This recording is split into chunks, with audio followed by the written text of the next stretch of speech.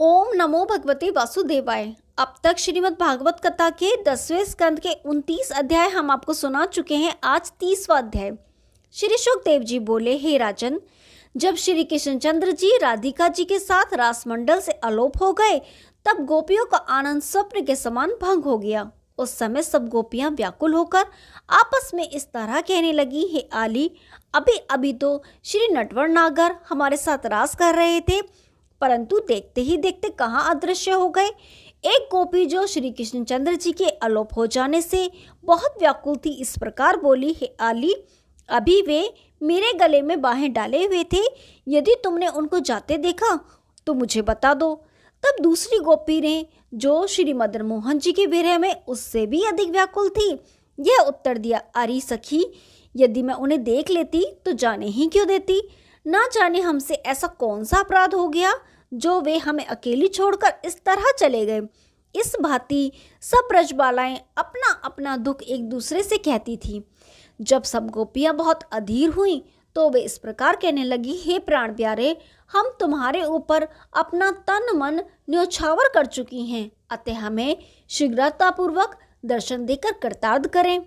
हे राजन, इस प्रकार बहुत विलाप करने तथा ढूंढने पर भी उन्हें श्री कृष्णचंद्र जी नहीं मिले तो वे सब रोती हुई आपस में कहने लगी, अब हम उन्हें ढूंढने कहाँ जाएं।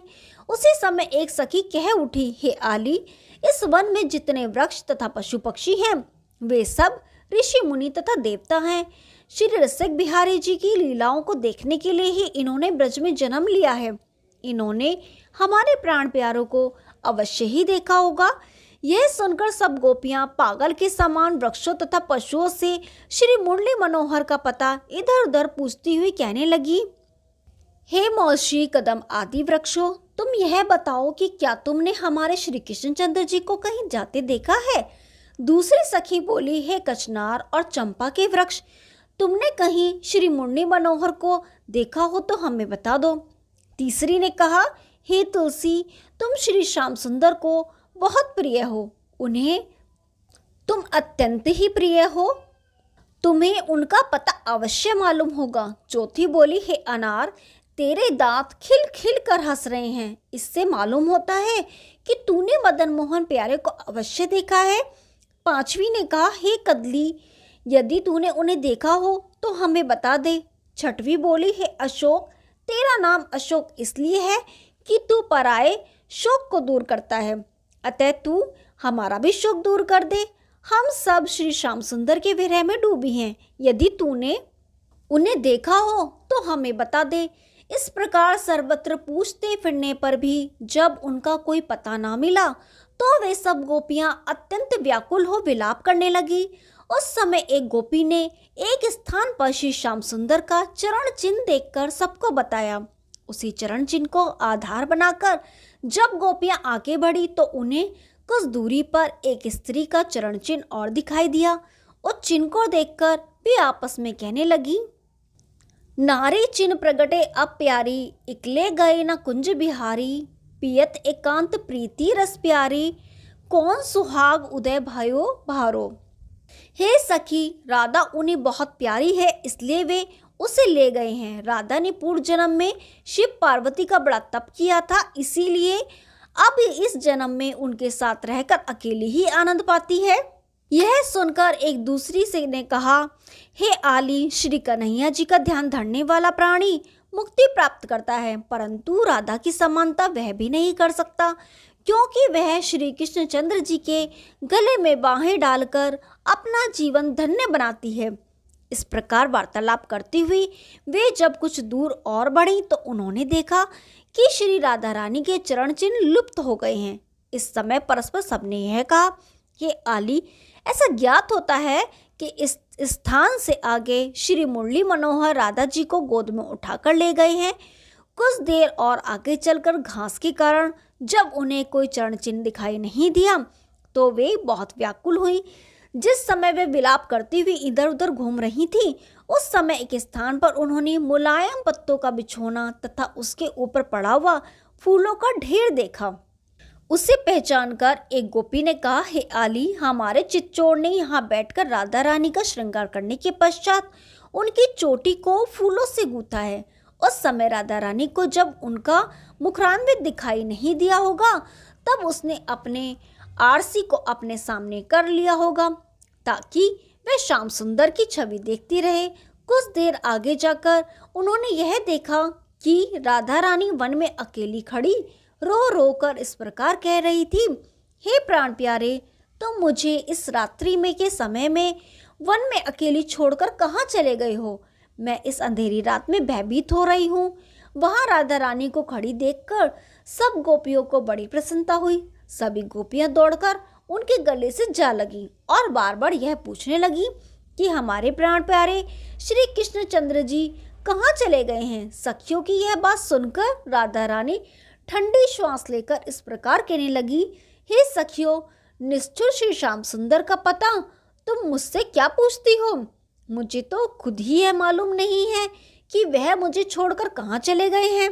श्री शुकदेव जी कहने लगे, हे राजन, श्री कृष्णचंद्र जी का राधा जी को छोड़कर चले जाने का कारण यह था कि जब श्री श्याम सुंदर उनको साथ लेकर गोपियों के बीच से अंतर्धान हुए और उन्हें पुष्पों के आभूषण पहनाकर विहार करके आनंद दिया था, उस समय श्री राधा जी ने अपने मन में अभिमान करके यह सोचा था कि श्री श्याम सुंदर को मैं सबसे अधिक प्रिय हूँ, अतः वे मेरे वश में हैं।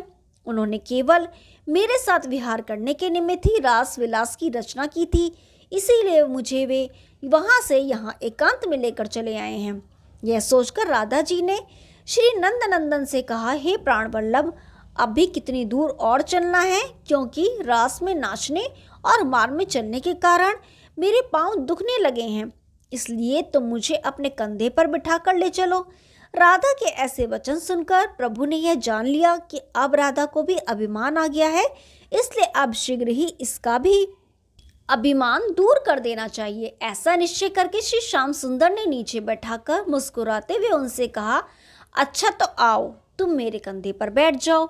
यह सुनकर जैसे ही राधा जी पैर उठाकर उनके कंधे पर बैठने लगी, तैसे ही श्री कृष्णचंद्र जी वहां से अंतर्धान हो गए और वे जो की त्यों पांव उचकाए ही खड़ी रह गई। हे राजन, गोपियों ने जब राधा जी को धीरज बंधाकर सारा हाल पूछा, तब राधा जी ने सब वृत्तांत कह दिया।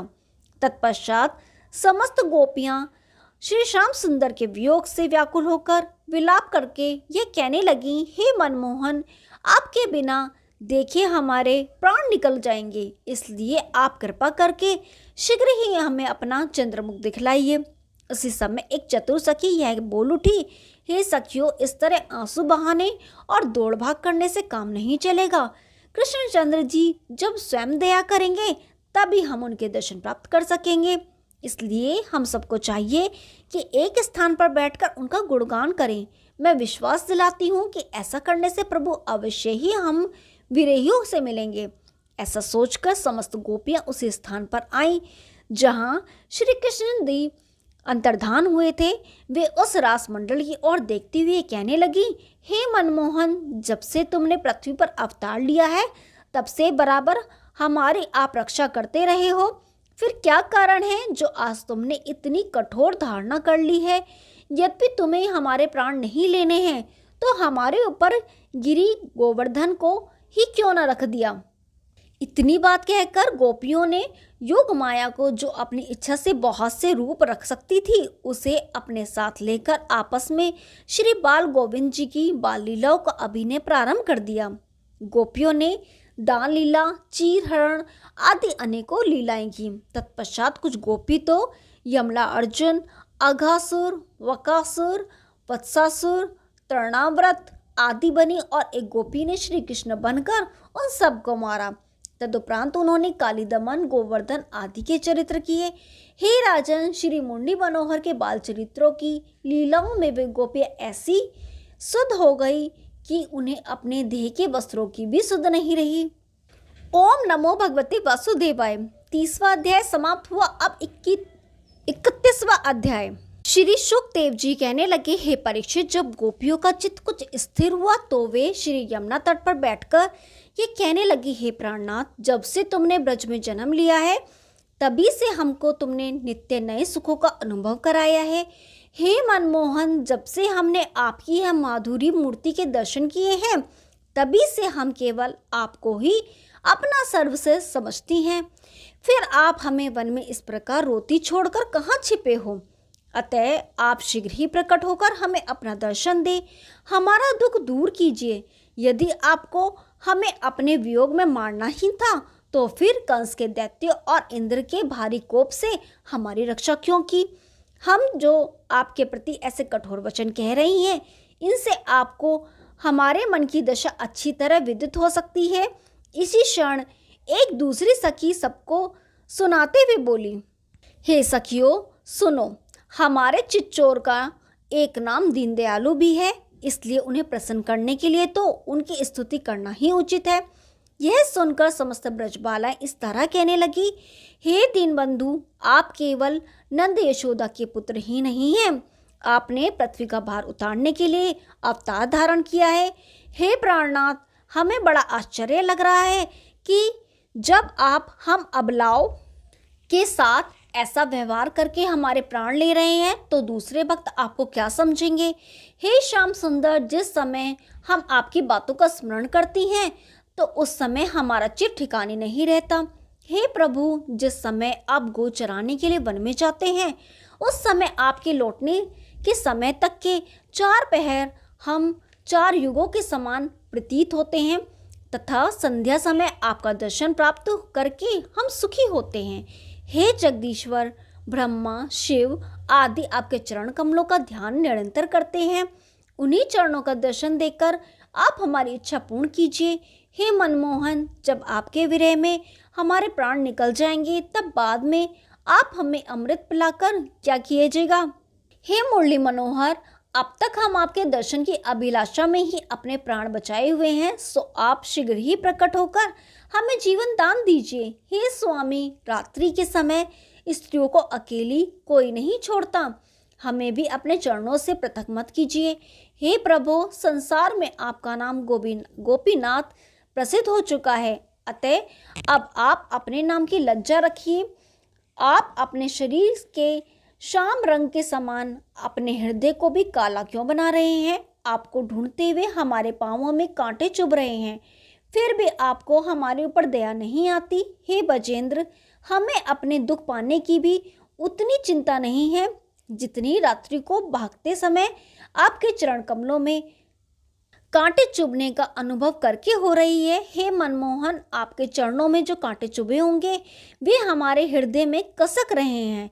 हे प्रभु, हमने अपने जान में कोई अपराध नहीं किया है, फिर आप ऐसी कठोरता क्यों दिखा रहे हैं? यदि आप यूँ कहें कि इस रात्रि के समय हम अपने पतियों की आज्ञा के बिना आपके पास क्यों चली आईं, तो यह आप नहीं जानते कि आपकी मुंडी की ध्वनि को सुनकर देवता एवं ऋषियों का भी चित्त ठिकाने नहीं रहता। तब हम में ऐसे सामर्थ्य कहाँ जो हम उसे सुनकर घरों में बैठी रह जाएं। हे नाथ, आप कहें कि शोक अपने पतियों से भेंट करने पर मिट जाएगा। यदि ऐसी बात होती तो हम उन्हें छोड़कर आपके पास ही क्यों आती? हे प्रभु, इस प्रकार हमारे मन, वचन तथा कर्म की प्रीति पर विचार करके आप हमें अपना दर्शन देकर कृतार्थ कीजिए। हे परीक्षित, इस प्रकार अत्यंत विलाप करने पर भी जब श्री कृष्णचंद्र जी ने दर्शन नहीं दिया तो सभी गोपियां व्याकुलता से मूर्छित होकर पृथ्वी पर गिर पड़ी। तदुपरांत अत्यंत अधीरता से रोती हुई इस प्रकार बोली, हे मुरली मनोहर, अब आपके विरह में हमारे प्राण निकले जा रहे हैं, अतः आप जो उचित समझे करें। ओम नमो भगवते वासुदेवाय। 31वां अध्याय समाप्त हुआ। अब 32वां अध्याय। हे राजन, इस प्रकार जब सभी गोपियां विलाप करती हुई भटक रही थी उस समय दीन दयालु श्री कृष्णचंद्र जी वैजंती माला और पीतांबर धारण किए हुए उनके बीच में प्रकट हो गए। जब गोपियों ने उन्हें अपने बीच में उपस्थित देखा तो वे सब की सब उठकर खड़ी हो गई, जैसे मृतक शरीर में प्राणों का संचार हो गया हो। उस समय उन्हें जो प्रसन्नता प्राप्त हुई उसका वर्णन नहीं किया जा सकता। उस आनंद को वही अनुभव कर सकता है जिसका बहुत दिनों का बिछड़ा हुआ प्रिय उससे आ मिला हो। जिस प्रकार कमल का फूल प्रातःकाल सूर्य को देखकर खिल उठता है, उसी प्रकार श्री नटवर नागर को देखकर ब्रज बालाएं प्रसन्न हो उठी। हे राजन, उस समय उन्होंने अपने मनमोहन प्यारे को चारों ओर से घेर लिया और उनके अंगों से लिपटकर अपने हृदय को शीतल करने लगी। उस समय राधा रानी इस प्रकार कहने लगी, हे प्राणेश्वर, हम सब आपकी प्रीति में लोकलाज का त्याग कर यहाँ आई हैं, परंतु आप हमें छोड़कर अंतर्धान हो गए। यह कहाँ का न्याय है? यह सुनकर श्री कुंज बिहारी जी ने उत्तर दिया, हे प्यारी, तुम्हें रात्रि के समय घर से यहाँ आना उचित नहीं था। यदि तुम वहीं बैठकर मेरा ध्यान करती तो मैं अधिक प्रसन्न होता। इतना कहकर श्री श्याम सुंदर ने राधा रानी को अपने कंठ से लगा लिया तथा अन्य ब्रजबालाओं को भी मीठी मीठी बातें सुनाकर प्रसन्न कर दिया। उस समय एक ब्रजबाला ने उनके हाथ से कमल का फूल छीन लिया और दूसरी इस प्रकार कहने लगी, हे प्राण प्यारे, आप इतनी देर तक कहाँ रहे? इतना कहकर एक गोपी ने श्री श्याम सुंदर के गले में भुजा डाल दी। तब तक दूसरी गोपी ने कहा, हे मनमोहन, आप आंखों के आगे से तो चलकर चले गए, परंतु हृदय से निकलकर भाग जाओ तो जानू। इस प्रकार सभी गोपियां अपने भाग्य की सराहना करने लगी। तब श्री कृष्णचंद्र जी उनके अनन्य प्रेम को देख उन्हें यमुना तट पर ले गए। वहां एक गोपी ने अपनी ओढ़नी बिछाकर उस पर श्री श्याम सुंदर को बैठा दिया तथा सभी गोपियां उन्हें चारों ओर से घेर कर खड़ी हो गईं। उस समय एक गोपी इस प्रकार कहने लगी, हे मनमोहन, तुम ऐसे छलिया हो कि दूसरे का चित्र छुपा लेते हो पर उसका गुण नहीं मानते हो। अब अपने वचनों के अनुसार तुम हमारी इच्छा पूर्ण करो। इस प्रकार कहकर जब सब गोपियों ने श्री गोपीनाथ जी को चारों ओर से घेर लिया, उस समय श्री हरि ने उनका मनोरथ पूर्ण करने के लिए जितनी गोपियां थी उतनी ही स्वरूप धारण कर लिए। उस समय उन्होंने सभी ब्रजबालाओं के हाथ में हाथ पकड़ाकर मंडल बनाकर अद्भुत रास नृत्य किया। श्री श्याम जी ने पहले तो इन्हें मधुर ब्रज के रागों में सुर मिलाकर गान कराया, फिर सब एक साथ मंडल बनाकर नृत्य करके उन्होंने सबकी मन की अभिलाषाएं पूर्ण की। उस समय एक ब्रजबाला ने आनंद से भरकर तिरछी चितवन किए इस प्रकार का, हे चितचोर, तुम बड़े कपटी हो जो हम भोली बालों के छल करते हो। यद्यपि हमारा मन तुमसे रुष्ट जाने को चाहता है, परंतु सांवली सूरत को देखकर हम ऐसी विवश हो जाती हैं कि तुमसे बात किए बिना रहा ही नहीं जाता। यह सुनकर एक दूसरी बोली, हे अली, मैं मनमोहन प्यारे के मुख से ही उनकी कठोरता का वर्णन कराई देती हूँ। इतना कहकर उस परम चंचल गोपी ने श्री कृष्ण जी की और मुस्कुराते हुए पूछा, हे चिच्चोर, संसार में मनुष्य 4 प्रकार के होते हैं। पहले वे जो प्रीत रखने वाले पर ही प्रीत करते हैं, दूसरे वे जो बिना प्रीति वालों पर प्रीति रखते हैं, तीसरे वे जो बुराई करने वाले के साथ भी भलाई करते हैं, तथा चौथे वे जो हजारों भलाइयां किए जाने पर भी किसी के साथ भलाई नहीं करते। ये बताओ कि इन चारों में से आप कौन हो? यह सुनकर श्री श्याम जी ने उत्तर दिया, हे गोपियों, तुम अपने प्रश्न का उत्तर मन लगा कर सुनो। जो मनुष्य परस्पर भलाई करते हैं उन्हें संसार में व्यवहारी जीव समझना चाहिए, परंतु ऐसी प्रीति सदैव स्थिर नहीं रहती। दूसरे लोग वे हैं जिनमें एक और तो प्रीति होती है परंतु दूसरी और नहीं होती। जिस प्रकार की माता पिता अपने पुत्र पर अत्यंत प्रेम रखते हैं परंतु पुत्र उन्हें उतना प्यार नहीं करता, यह एकांकी प्रीति है जिसमें कोई को रस नहीं है। तीसरे मनुष्य वे हैं जो बिना किसी प्रयोजन के भलाई करते हैं, उन्हें वृक्षों के समान व्यवहारी जानना चाहिए। जिस प्रकार वन के वृक्ष छोटे बड़े सब लोगों को सुख पहुंचाते हैं, इस श्रेणी में विरक्त परमहंस स्वभावधारी महात्माओं को समझना चाहिए। चौथे मनुष्य वे हैं जो जानबूझकर बुराई करते हैं, उनमें कृतज्ञ तथा क्रूर समझना चाहिए। हे परीक्षित, श्री कृष्णचंद्र जी के मुख से ऐसे वचनों को सुनकर जब ब्रजबालाएं संकेत करती हुई एक दूसरे को यह जताने लगी कि श्री श्याम सुंदर जी भी तो उसी चौथी श्रेणी के जीवों में हैं, उसी समय श्री कृष्णचंद्र जी ने इस प्रकार कहा, हे गोपियों, तुम आपस में हंसकर जो संकेत कर रही हो उसे मैं जानता हूँ। मैं इन चारों में से कोई भी नहीं हूँ, मैं तो निर्गुण हूँ। मैं किसी के साथ कुछ प्रीति नहीं रखता हूँ। यदि कोई व्यक्ति मुझसे किसी प्रकार की सच्चे मन से कामना करता है तो मैं उसका मनोरथ पूर्ण कर देता हूँ। मैं संसार के सभी जीवों का पालन पोषण करता हूँ, किसी से कुछ भी नहीं मांगता, परंतु जो व्यक्ति केवल मेरे ही चरणों में ध्यान लगाए रहता है उससे मैं अत्यंत स्नेह करता हूँ। यदि तुम यह कहो कि हम तुम्हारे चरणों में मन वचन कर्म से ध्यान लगाए रहती हैं, फिर हमें छोड़कर क्यों चले गए, तो इसका उत्तर यह है कि मैं तुम्हें छोड़कर कहीं गया ही नहीं था। मैंने तो तुम्हारी प्रीति की परीक्षा ली थी। मैं इसी वन में यहीं था, प्रेम बढ़ाने के लिए ही तुम्हारे बीच से मैं छिप गया था। हे गोपियों, तुम्हारे प्रेम के साथ टेढ़ लगाने से मैं अत्यंत प्रसन्न रहता हूँ। मैं ये जानता हूँ कि वासना तीव्रता में मर्यादा की बेड़ियाँ टूट जाती हैं और किसी उपदेश का मन पर प्रभाव नहीं पड़ता। तुम्हारी प्रीति को मैंने अलक्ष्य होकर देखा है, जिससे मैंने यह जाना कि तुमने सांसारिक बंधनों को त्याग कर मुझसे सच्चा स्नेह किया है। इसलिए मैं तुमको सब का ऋणी हूँ। हे प्राण प्रिय, यदि मैं ब्रह्मा की आयु के बराबर समय तक तुम सबकी सेवा करूं, तो भी मैं तुमसे उदृढ़ नहीं हो सकता। ओम नमो भगवते वासुदेवाय। 32वां अध्याय समाप्त हुआ। कल 33वां अध्याय शुरू करेंगे। तब तक के लिए नमस्कार।